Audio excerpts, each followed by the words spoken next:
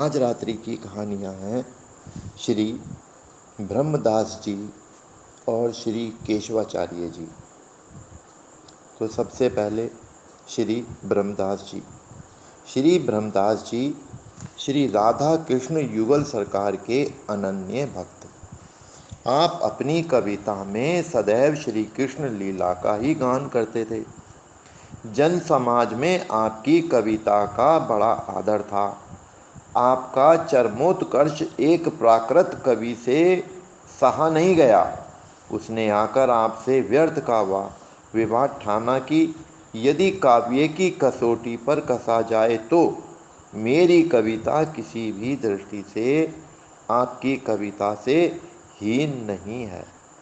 यदि कोई त्रुटि मेरी कविता में हो तो आप ही बतलाएं। श्री ब्रह्मदास जी ने कहा, तुम और हम दोनों अपनी अपनी रचनाएं कागज पर लिखकर अग्नि में डाल दें। जिसकी रचना शाश्वत होगी वह नहीं जलेगी, जिसकी नाशवान होगी वह भस्मसात हो जाएगी। प्राकृत कवि आपके इस कथना पर सहमत हो गया। फिर क्या था, दोनों कवियों ने अपनी अपनी रचनाएं अग्नि देवता को समर्पित की। हजारों लोगों ने देखा कि उस प्राकृत कवि की रचनाएं तो अग्नि की लपट में स्वाहा हो गई और ब्रह्मदास जी की रचनाओं पर आंच भी नहीं आई। यह चमत्कार देखकर वह प्राकृत कवि हार मान गया और श्री ब्रह्मदास जी के शरणागत होकर स्वयं भी श्री कृष्ण लीला गुणगान का ही गान करने लगा। दूसरी कहानी है श्री केशवाचार्य जी। श्री केशवाचार्य जी के पिता का नाम श्री मोहन मिश्र एवं माता का नाम भागवती देवी था।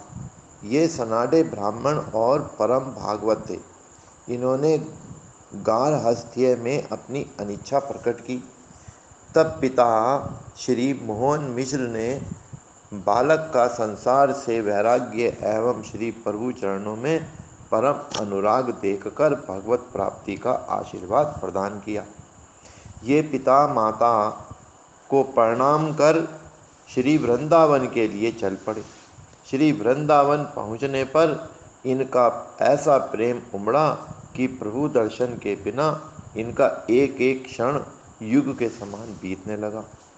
तब श्री प्रभु की प्रेरणा से श्री ज्ञानदेव जी ने इन्हें मंत्र दीक्षा देकर श्री निकुंज बिहारी प्रिया प्रियतम का दर्शन कराया और श्री गोवर्धन की तलहटी में निवास करके भजन करने की आज्ञा दी।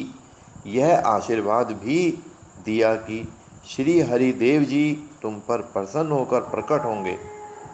श्री गुरुदेव जी की आज्ञा सिरोधार्य कर श्री केशवाचार्य जी ने श्री गोवर्धन जी का आश्रय लिया। श्री गिरिराज गोवर्धन जी में आपका ऐसा अनुराग हुआ कि आपने स्वरचित गोवर्धन शतक में लिखा कि गोवर्धनात् किंचन न जाने, अर्थात श्री गोवर्धन जी से परे हम और किसी को नहीं जानते हैं। इस निष्ठा के फलस्वरूप श्री श्याम सुंदर नित्य निकट रहते, लीला दिखाते और रस में वार्तालाप करते।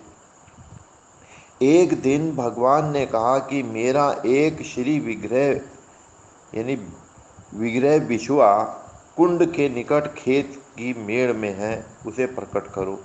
भगवान की आज्ञा पाकर श्री केशवाचार्य जी ने लोगों को एकत्रित करके बिछुआ कुंड पर वह स्थान बताया जहाँ श्री विग्रह था। खोदने पर श्री हरिदेव जी की परम सुंदर मूर्ति दिखाई पड़ी। प्रेम मग्न श्री आचार्य जी ने जैसा ही उसका स्पर्श किया कि भगवान छाती से आ लगे। श्री केशवाचार्य जी श्री हरिदेव जी को अपनी पर्णकुटी में ले आए और पधराकर सात्विक भाव से सेवा करने लगे। ओम जय सद्गुरुदेव, जय सद्गुरु माता, जय पद शरणम। शुभ रात्रि।